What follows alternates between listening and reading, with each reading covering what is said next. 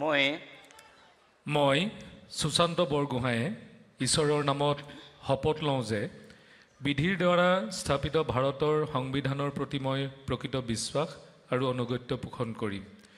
মই ভাৰতৰ সাৰ্বভৌমত্ব আৰু অখণ্ডতা অক্ষুণ্ণ ৰাখিম।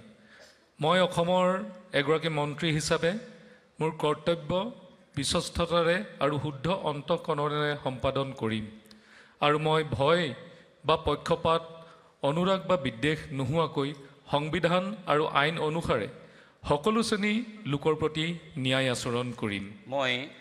মই সুশান্ত বৰগোহাঁয়ে ঈশ্বৰৰ নামত শপত লওঁ যে অসমৰ এগৰাকী মন্ত্ৰী হিচাপে মোৰ কৰ্তব্যৰ যথাযথ সম্পাদনৰ বাবে আৱশ্যক হোৱাৰ বাহিৰে মই এনে বিষয় যি অসমৰ এগৰাকী মন্ত্ৰী হিচাপে মোৰ বিবেচনাৰ বাবে অনা হ'ব বা মোৰ জ্ঞাত হ'ব তেনে বিষয় মই কোনো ব্যক্তি বা ব্যক্তিসমূহৰ ওচৰত প্ৰত্যক্ষ বা পৰোক্ষভাৱে অৱগত বা প্ৰকাশ নকৰিম।